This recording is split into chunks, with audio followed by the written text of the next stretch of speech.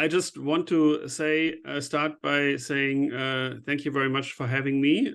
Thanks to the Initiative for Mutual Studies. I think this is a fantastic event. This is the kind of dialogues we need to have urgently between different contexts. Also want to thank the comrades from Rojava for joining us. It's such an honor and a pleasure to have the chance to engage with the important work that you are doing, and just sending comradely solidarity from Germany. I also want to thank the interpreters. I think this is a super important and difficult and hard work. So I'll try to speak slowly, but please interrupt me if it's too fast. For me, it's a bit weird to start today because I'm definitely I know the least about the topic of today's event. I'm mostly here to learn from you, and really interested to see what kind of perspectives we'll find by bringing abolition in the maybe more US or Caribbean-based form and the contemporary struggles from Rojava together, and what kind of questions and challenges arise. So take this with the most modest kind of drive. It's not meant to really give a sufficient overview of what abolition is, but more just to raise some motives that have been important, in my opinion, in the abolitionist discussion in the last years and decades. So I'm going to share my screen. Can you all see this? Yeah, okay, good. So I'm just going to maybe introduce a few themes or questions or topics from the abolitionist history. And of course, this question, as was already mentioned in the introduction, got more and more prominence after the rebellions for Black lives in the US and globally 2020. The 2020 rebellions were the biggest protest in the history of the United States. They were also the biggest anti-racist protests in the world ever. Within the scope of these Black Lives Matter protests, abolition, I think, became more and more important also as a distinct approach to radical theory, but also radical practice. And the first element of abolitionist thinking, I think, is that it remains always anchored in social and political movement, and it cannot never be detached from this kind of practical questions. When most people hear the word abolition, what comes to mind first is the abolition of slavery in the United States in the 19th century. That is also an important reference point for abolitionists today. But it is important also how we look at history. And oftentimes the history of abolition is told as a history of white men who have freed the slave. Yeah? Like, for example, Abraham Lincoln in the US, or Victor Schœlcher, who, because they wanted to expand the ideals of the Enlightenment or right or of humanity, they then fought against the inhumanity of slavery. But what you often don't see in these kinds of histories is the struggles of Black people, enslaved people themselves, which is really at the center of the history of abolition, that it is not a gift that was given by the powerful, but what is made possible by the struggles, by strikes, by forms of resistance in many different ways by enslaved people. And maybe the most important first reference point in this history of what is called the Black radical tradition is the Haitian Revolution at the end of the 18th century in Haiti, where for the first time slaves were successful in abolishing their enslavement and to come up with a new constitution for themselves. And another important reference point, as I said, was the emancipation of the former slaves in the United States. And here it is important, again, to see this event not as something that was fought for by the North and brought by the North, but it was something that was brought about by the enslaved people themselves. And this was shown by one very important figure in the abolitionist movement, W.E.B. Du Bois, who wrote the book Black Reconstruction, where he showed the achievements of Black movements for the abolition of slavery. And for Du Bois, what was really characteristic for the abolition of slavery is that it always has a double element. One destructive, or an element of defense, of fencing something off, and on the other hand, an element of construction. It was very important for Du Bois to say that it is not enough for the former slaves to merely be let free, to merely be liberated and be integrated in the society, because if you do that, you merely change the legal status of the slaves, but you don't change anything about the society that made slavery possible or even necessary.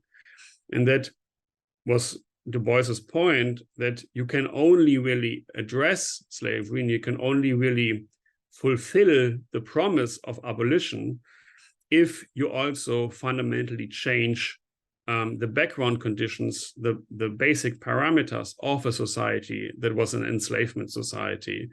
And for Du Bois, that meant most of all also to address capitalism. So he believed that a successful abolition was only possible if you fundamentally change also the economic structures of a society and overcome the exploitation of racial capitalism. And there you can see already that abolition never has only this negative element. Something should go away, slavery should go away, but the rest can stay the same. But it has always also a constructive element, an element of gaining political and economic power. So for Black people to be truly free, it was not enough that they're no longer enslaved, because if that happens, then they would find themselves in conditions that oppress them again, but they also need political and economic rights and economic power. And this double movement of, on the one hand, a negative movement and a positive movement. Abolition means never just that something goes away. It always means also the invention of new institutions of social, economic, cultural, political participation. This is a double movement that you see in all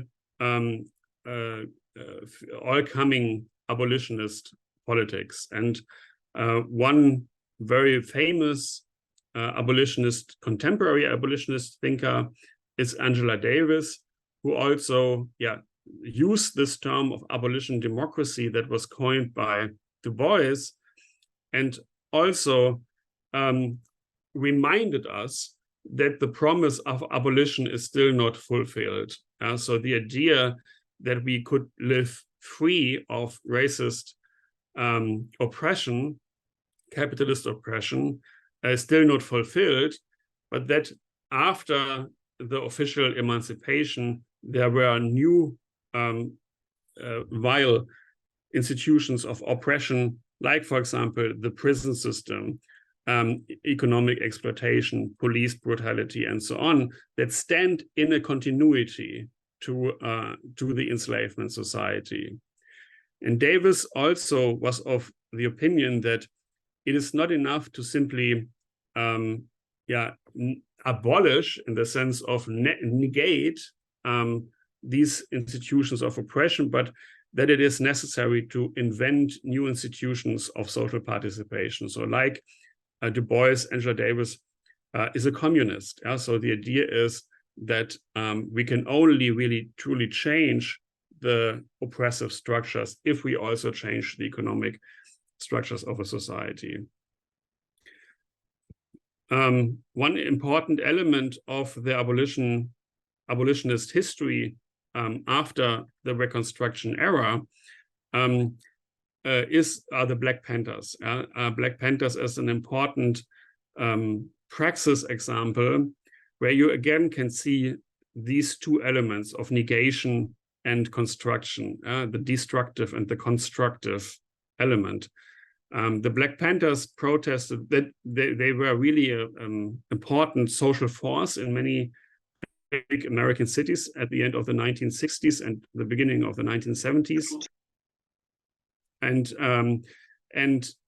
you can see here again this double movement. Yeah? So on the one hand, the Panthers accompanied the cops with guns in order to prevent them from harassing Black communities. That was one of the most famous activities of the Panthers, trying to prevent racist police violence from happening through these patrols. But on the other hand, they also had this constructive element. And the most important example here you can see on the picture is the free breakfast program, where they provided free breakfast for school children, but they also took care of housing and rent counseling, legal counseling. So all the elements that are important for social life, the Black Panthers also addressed. And the idea was here not to take over power, not to address the state or petition the state to change something, but to build a counterpower from below, which was often discussed under this term Black autonomy, which I think is it's an important parallel also to the Rojava experience.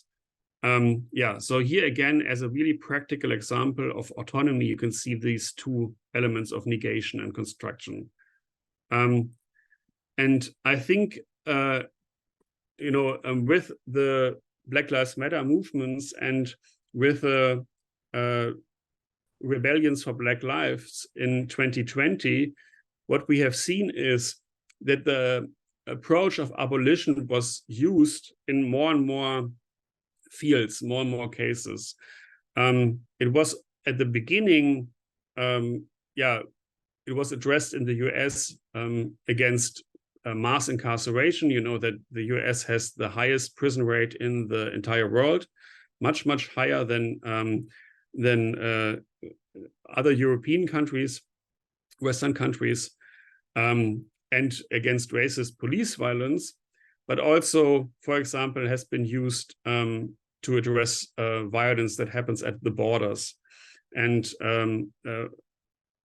demands like open the borders or abolish camps, abolish detention centers, really also used an abolitionist framework in order to address the state-inflicted violence that does not only happen within a country, but also at the borders of a country.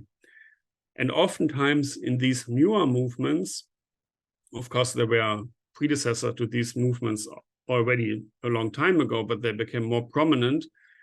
And in all of these movements, again, you see these double movement of, on the one hand, negation, on the other hand, construction or constitution.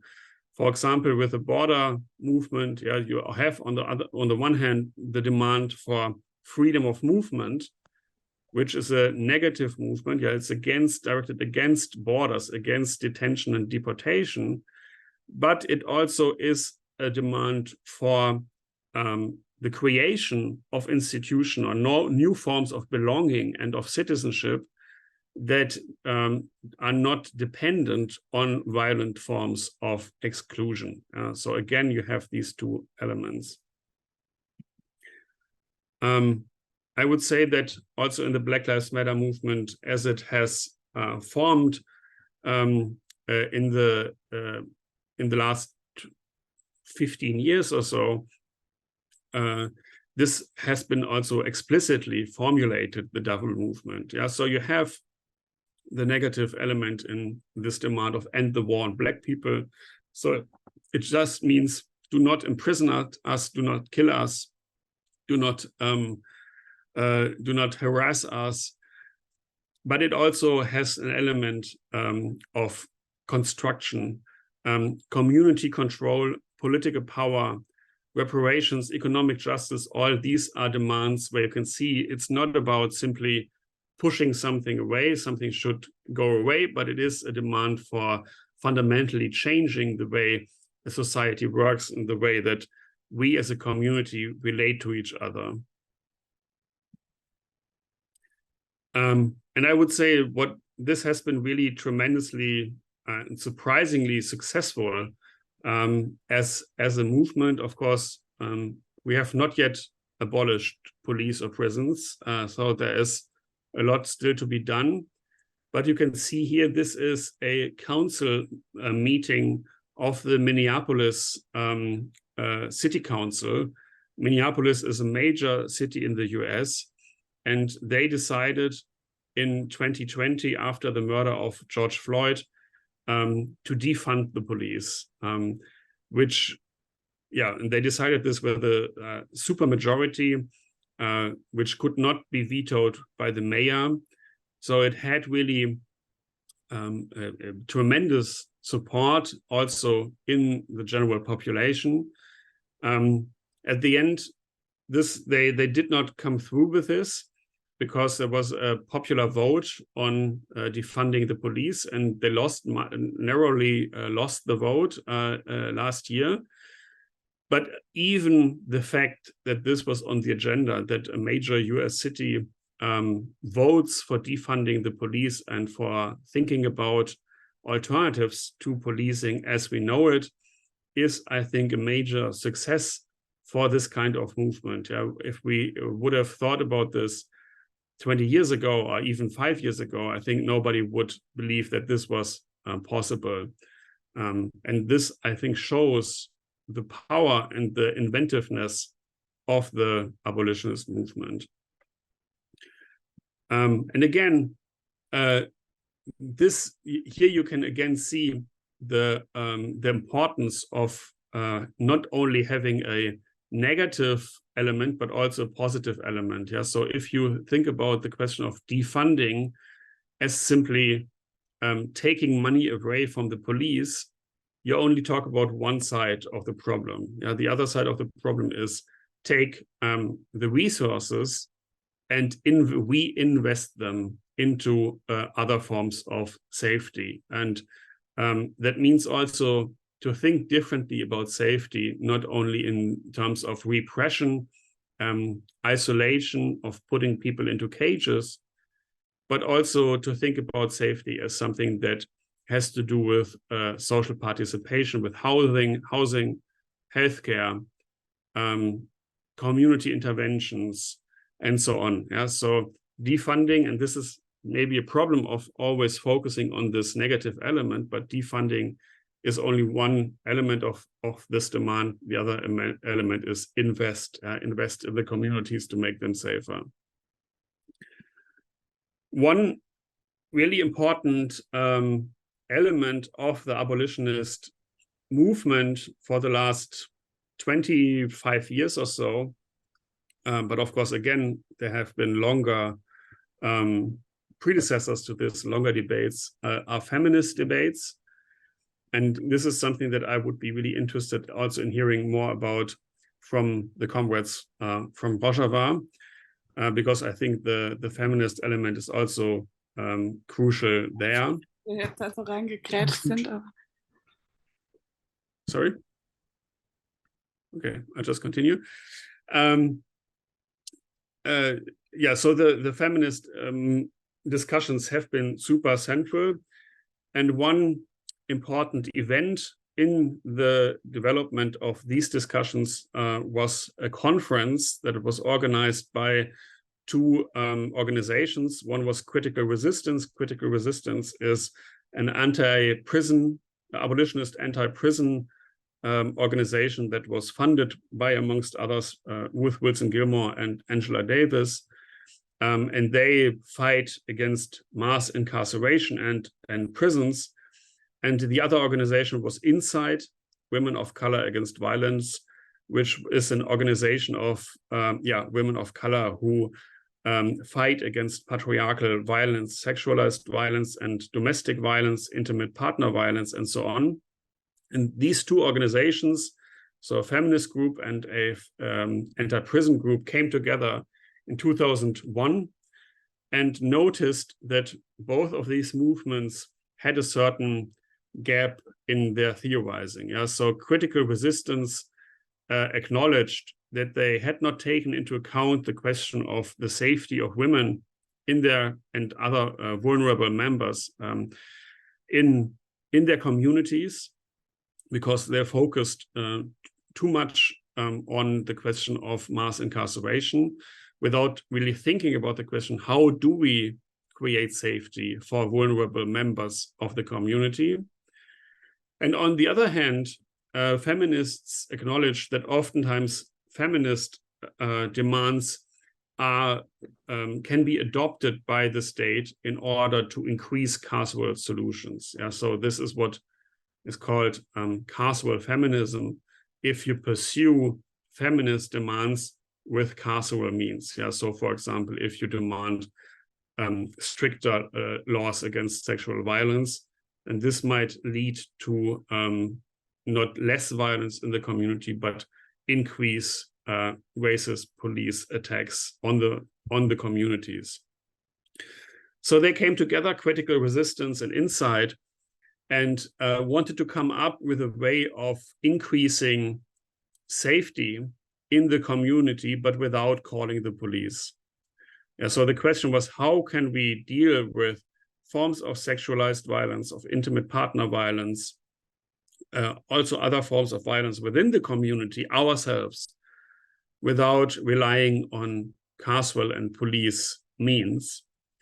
And what they came up with, or they called on social movements to come up with concepts of doing that. And one important element of this discussion is the concept of transformative justice.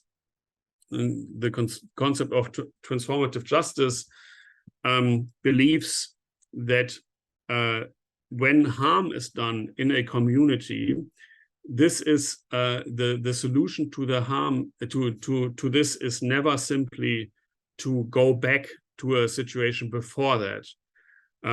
Because the situation before that was also not good, but was also not healthy, but that the situation altogether needs to be transformed. Yeah? So therefore, it's not about restoration, but about transformation.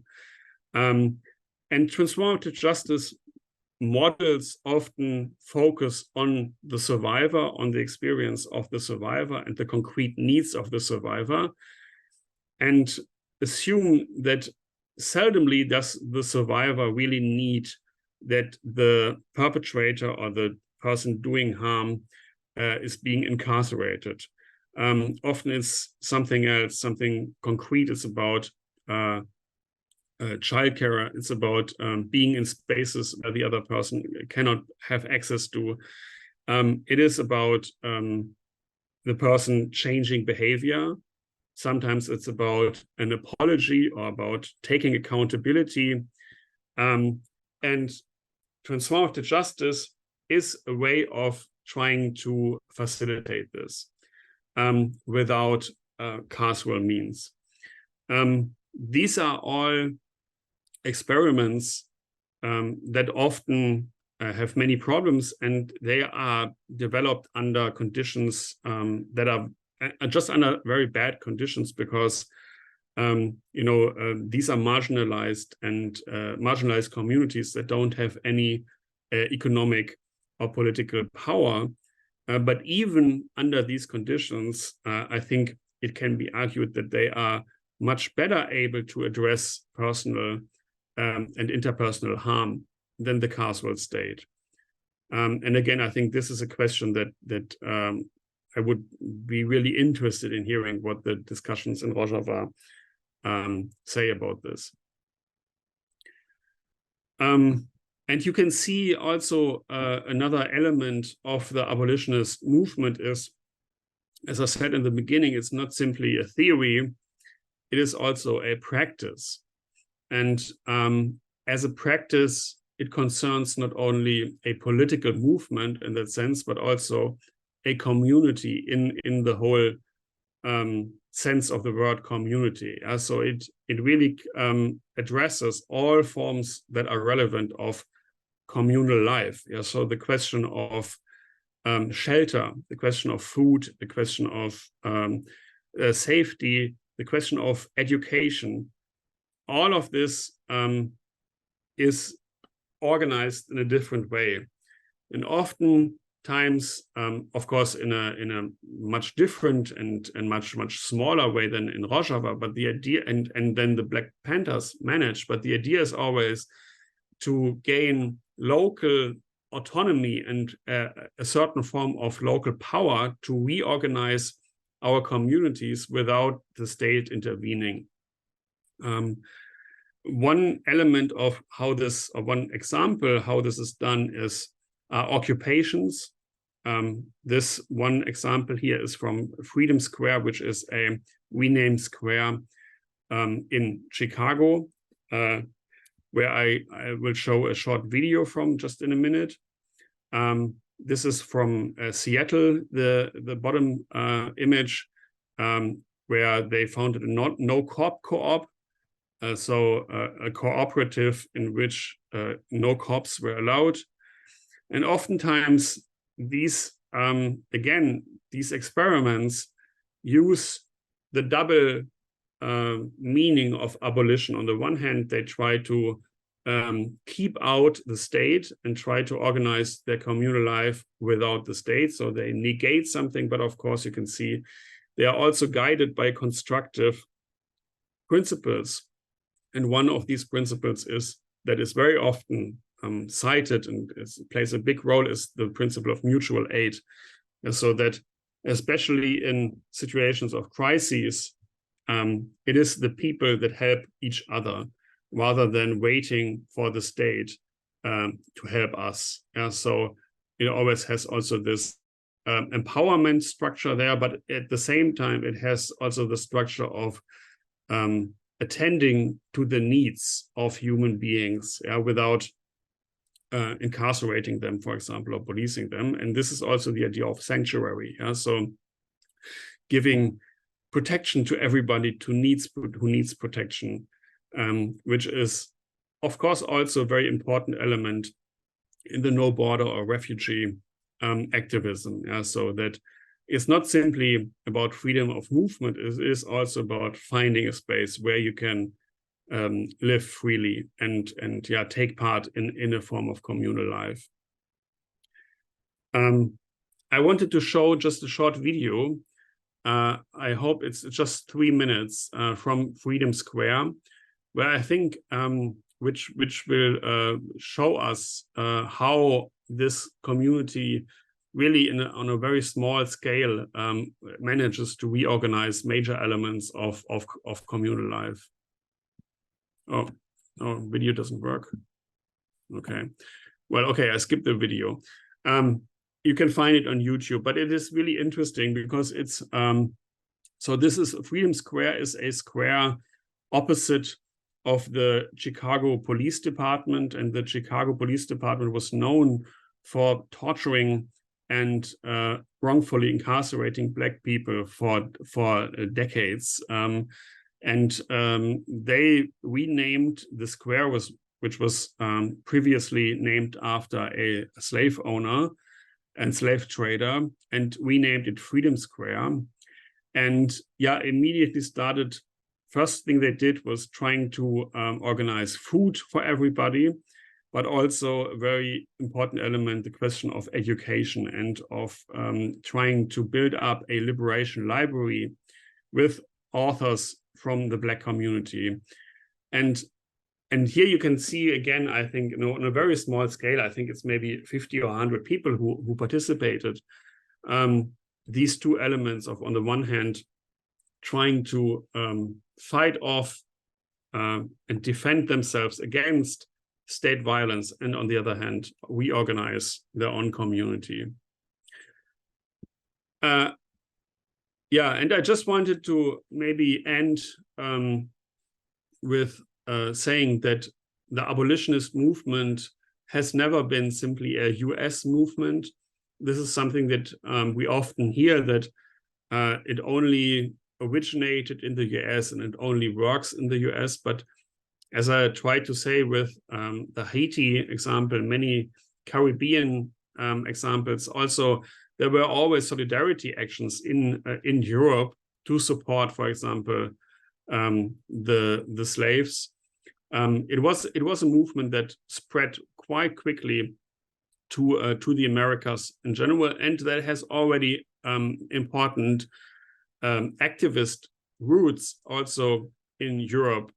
And here are some examples, maybe from Germany. One particularly striking example is the case of Mohamed Lamine Dramé, who was murdered by the police in Dortmund almost exactly 1 year ago, with a 16-year-old refugee who was in mental distress and tried to get help, but was murdered by the police instead. There's a big demonstration in Dortmund 12th of August, if you want to join, where you see a grassroots abolitionist movement that really uses abolitionist motives and frameworks, but develops it from the concrete conditions in Dortmund in Germany. One other example that I want to mention is Justice pour Adama. Adama was a Black man who was murdered by the French police. And this is, again, something that is very contemporary if you have followed the news, what has been going on in France, where you really see also the colonial continuities of policing, in the policing of the banlieues, and in the way that police treat Black people of color in Paris. I have just seen this morning a video where the brother of Adama Traoré was attacked by the police in the very same way that has murdered his brother. Yeah, you can see really this continuity of racist police oppression that has nothing to do only with, that has a lot to do, but not only has to do with the US, but has their own histories, but also the history of struggles in Europe and in many other countries. So just to end with a few questions that can be raised from the history of abolition. Of course, there are many questions, but these are just three that I would like to discuss, or maybe hear from the comrades in Rojava, under, of course, very difficult and under conditions of constant self-defense and trying to and survival, I think. But some questions that are raised by the abolitionist movement are really, how can we react to harm that needs to be addressed in a community, but with means that are less violent than the ones that the carceral states has to offer, a means of isolation and exclusion. And I think also, since we are coming from a materialist perspective, or from a perspective of that maybe takes the human being as a social being seriously, how can we treat harm in a less individualistic way? So in a way that does not simply assign responsibility to one individual perpetrator, but that sees it as a task for the entire community to change a situation that creates harmful behavior. Yeah, and in general, the most difficult, I think, question is how can we transform the causal, colonial, and racial background conditions that lead to harmful behavior in the first place. So I think these are challenges that any attempt at self-government has to face. So self-government is, of course, the paradigm of our liberation, but the question how not to reproduce in addressing harmful behavior, how not to reproduce elements from the society that we want to escape, I think is the most difficult and but at the same time, the most important task. Yeah, so thank you very much. And I'm really looking forward to the discussion.